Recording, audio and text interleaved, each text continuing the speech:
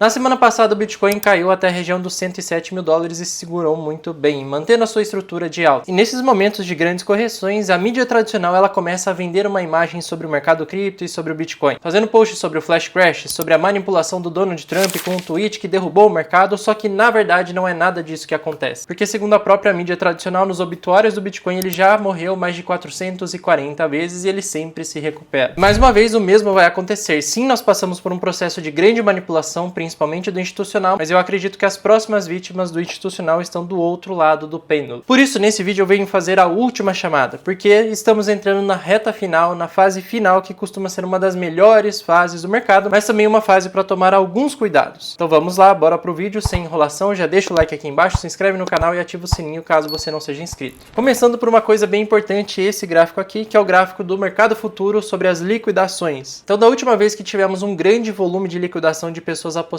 na alta do mercado, né, os longs, né, que nós chamamos, foi na correção que tivemos no Bitcoin no início do ano. Aquela correção que aconteceu no dia 23 de fevereiro, onde o Bitcoin saiu ali dos 96 mil dólares e rapidamente caiu até 78 mil dólares. São nesses momentos que as pessoas percebem a importância de ter caixa, aquilo que nós já estávamos falando há muito tempo aqui no canal. Na semana passada, mais uma vez, batemos um recorde aqui de liquidação dos apostadores de alta. E agora o que vem a seguir? Muita gente está acreditando que esse é o final do ciclo, né, que é uma grande correção para acabar o ciclo e agora entrarmos em um bear market. Porque segundo a própria teoria do ciclo do Bitcoin, agora já seria o final do ciclo e já estaríamos entrando aí numa fase de inversão de tendência. Só que na minha opinião, apesar de ser parecido o ciclo de mercado, né, os ciclos sempre são diferentes uns dos outros. E por isso não devemos nos apegar apenas a essas teorias. Nós temos que analisar o contexto macroeconômico e qual é a perspectiva futura do mercado para ver se realmente essa queda é um início de inversão ou se na verdade é uma correção e uma oportunidade, principalmente para aqueles que estavam com bastante caixa se posicionar. Uma coisa que é interessante notar aqui nos padrões de altas e baixas do Bitcoin nessas últimas semanas, na dominância dos apostadores de alta ou apostadores de baixa, onde até a semana passada, antes daquele crash do mercado, a dominância dos apostadores de altas estava muito maior do que a dominância dos apostadores de baixa, ou seja, muita gente se alavancando para apostar na alta do mercado. Bom, o interessante, depois dessa grande liquidação em massa que tivemos, é que reduziu bastante tanto a dominância dos apostadores de alta quanto a dominância dos apostadores de baixa. Isso nós podemos observar melhor dentro deste gráfico aqui, ó, da taxa de funding no mercado, ou seja, quantas pessoas estão se alavancando, apostando na alta ou apostando na baixa,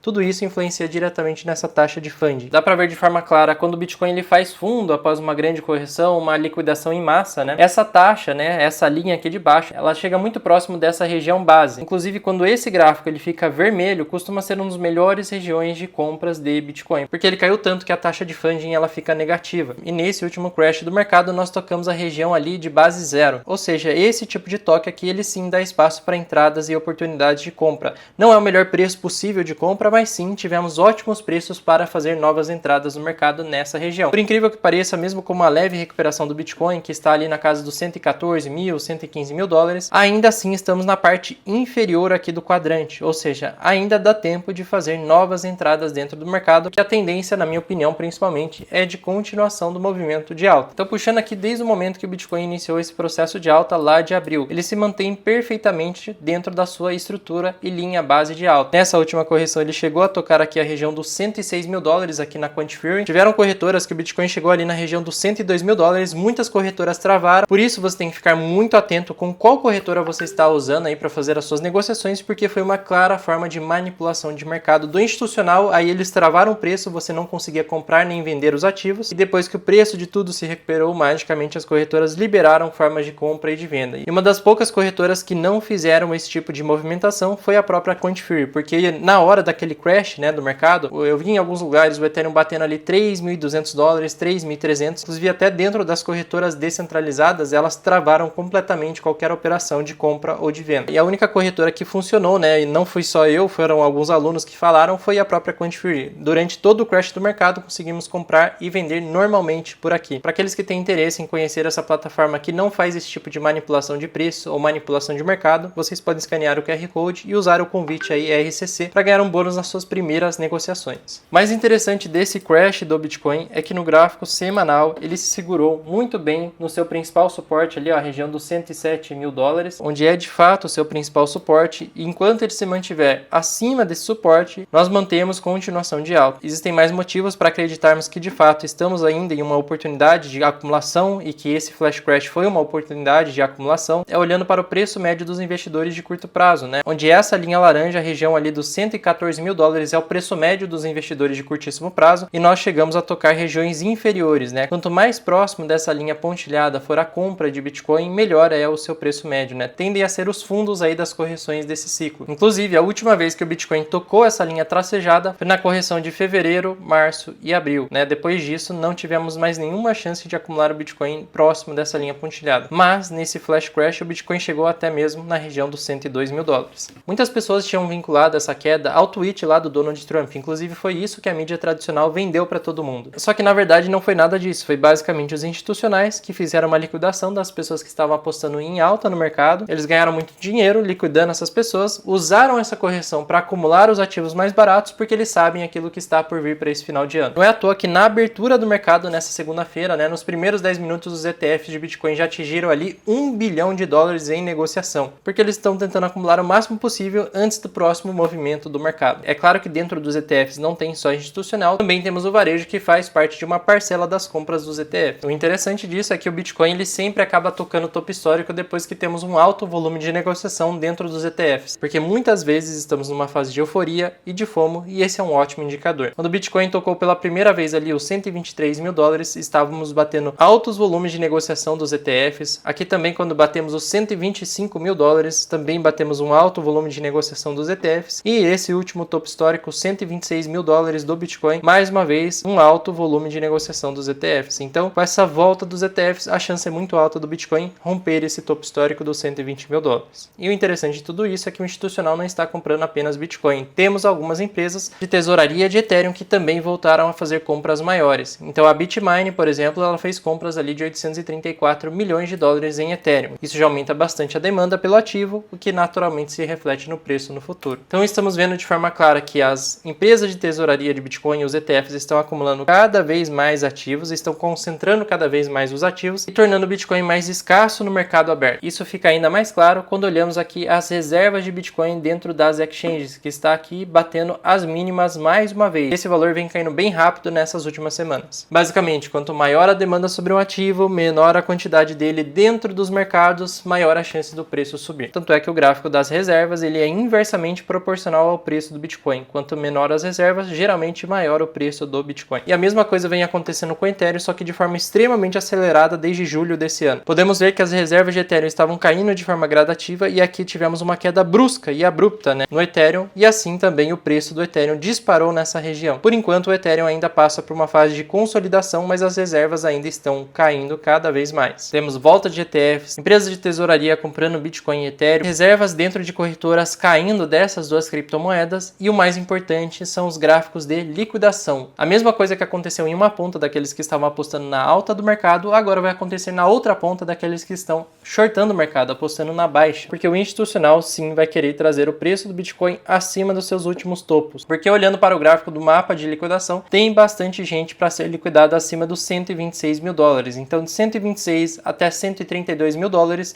tem uma galera para ser liquidada que está shortando o mercado, e a chance é muito alta do institucional liquidar essa galera que está apostando na baixa do mercado. Por isso, para as próximas semanas o Bitcoin já tem uma perspectiva de chegar ali na região dos 130 a 132 mil dólares. Acima disso não temos tanta liquidez, então vai ser mais difícil ele passar inicialmente dessa faixa de preço. Da mesma forma que nessa última correção que tivemos, onde ele chegou ali até os 102 mil dólares em algumas plataformas, ele liquidou toda essa galera aqui que estava abrindo long no mercado ou apostando na alta do mercado. O mais importante é que o preço ele parou de cair quando ele chegou nessa região aqui de ausência de liquidez. Então não tinha muito interesse do institucional derrubar ainda mais o preço para liquidar mais pessoas, porque não tinham tantas ordens aqui para serem liquidadas. Então beleza, dá para entender que a expectativa para esse fim de ano ainda é de continuação de alta e que provavelmente o Bitcoin ainda vai ter um novo topo histórico ao longo das próximas semanas. Só que tem uma coisa muito importante que os olhos mais atentos já perceberam, que também está dentro deste gráfico de liquidez, que é essa zona de liquidez abaixo dos 98